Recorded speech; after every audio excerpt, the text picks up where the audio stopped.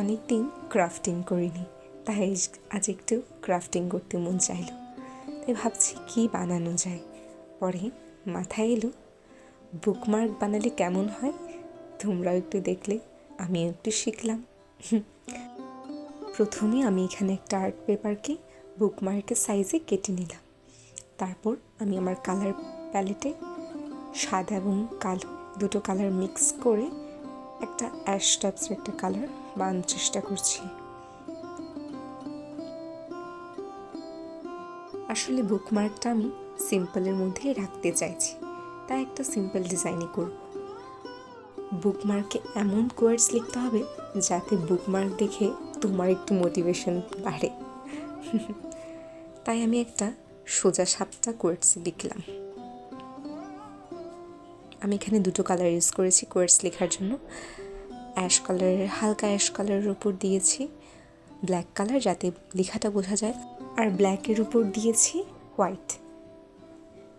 তারপর একটু রঙের ছিটে মেরে দিয়েছি যাতে দেখতে একটু সুন্দর দেখায়।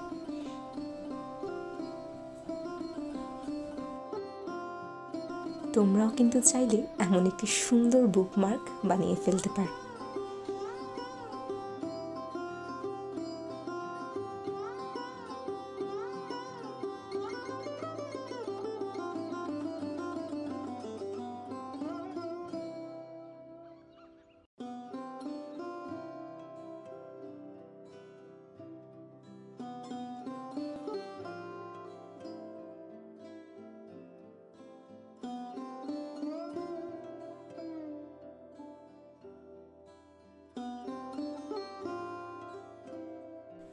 বুকমার্ক তো বানিয়ে ফেলেছি, কিন্তু এখন তো একটা টার্সেল বানাতে হবে। তাই টার্সেল বানানোর জন্য আমি পিঙ্ক কালারের একটা সুতা নিয়ে নিয়েছি। তারপর টার্সেলটা আমি নিজ হাতেই বানিয়ে ফেলছি।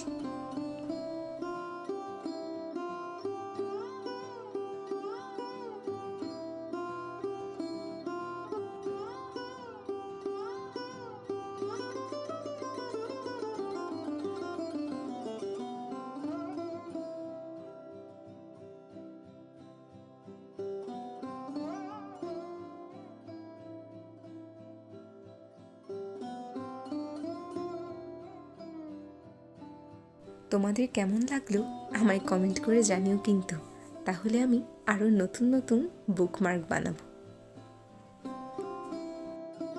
চলো আজ আসি তাহলে।